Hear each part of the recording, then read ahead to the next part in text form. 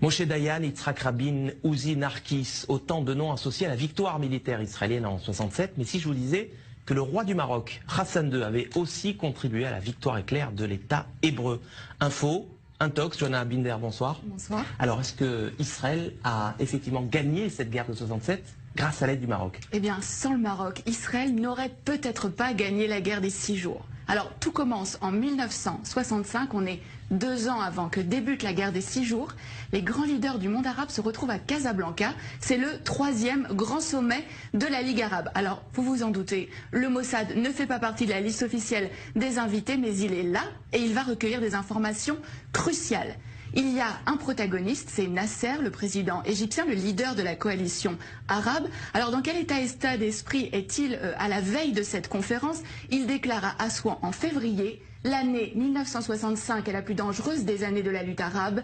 Israël prétend que les Arabes s'apprêtent à perpétrer une agression. Cela signifie qu'Israël a l'intention de nous attaquer. Nous devons donc être prêts à riposter.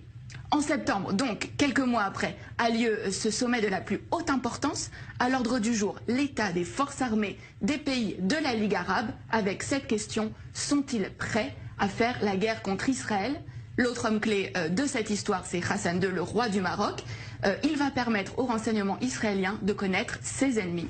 Et c'est à ce moment-là que le Mossad va donc entrer en action. Oui, absolument. Le Mossad va donc préparer cette opération en amont de la conférence.